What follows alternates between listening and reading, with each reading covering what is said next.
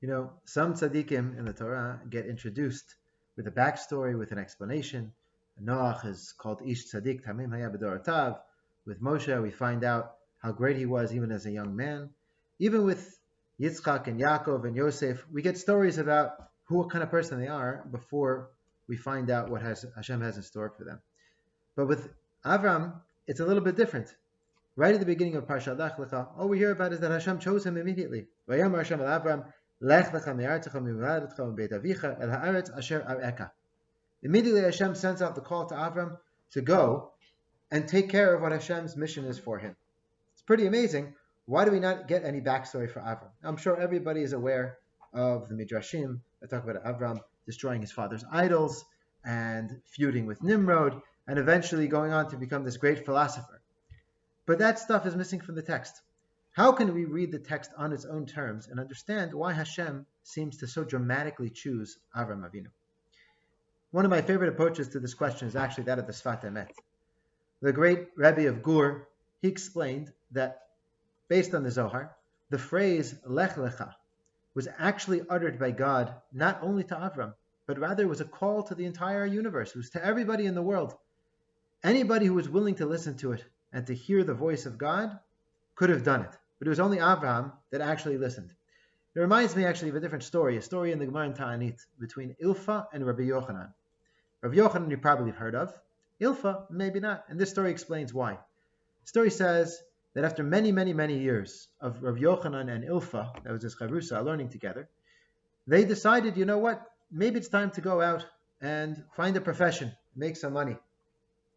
So they were getting ready, they were going to the docks to go and travel, and Rabbi Yochanan and Ilfa were sitting underneath a wall, and the wall was a little bit loose, it wasn't so safe, and some angels that were sitting on the top of the walls said to each other, now let's knock over this wall and kill these two people. And one of the angels said to the other, we can't do it, because this one is going to be a great person. One of them is going to achieve a lot. Now, Rabbi Yochanan and Ilfa were sitting there, and Rabbi Yochanan actually heard the angels. He overheard them. And so he turned to Ilfa and he said, did you hear that? And Ilfa said, hear what? I didn't hear anything.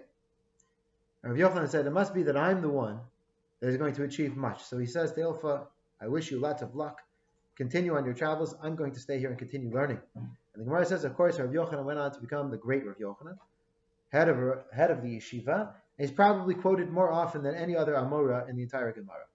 Now, if we stop there, it seems to actually go against my point. Rav Yochanan, he was the only one who actually he could hear the call at all. Ilfa couldn't hear anything. But the truth is, if you go to the end of the Gemara, something interesting happens. The Gemara ends and says that Ilfa came back one day, and the people who saw him, they recognized him. They said, Ilfa, you were such a great Talmid Chacham. If you had stayed here, maybe it would be you who was Rosh Yeshiva instead of Rav Yochanan. To that, Ilfa responded, he said, you ask me any question you want from the Mishnah, I would be able to answer it without any problem. What I learned from this story is that actually, in this case, Ilfa, he could have been Rav Yochanan in fact. He may not have heard physically the call of the Malachim, but he had the ability to do it. A friend of mine recently actually was telling me that he was thinking about doing something that was a little bit out of his comfort zone. He was going to translate some letters of a great rabbi. And I told him, that sounds really interesting. He said, but I'm not sure if I'm the right person to do it. I'm not an academic and I'm not an expert and I've never really done this kind of translation work. I said, well, has it been done before? He said, no. And I said to him, sometimes you become the kind of person to do something simply by doing it. Shavua Tov.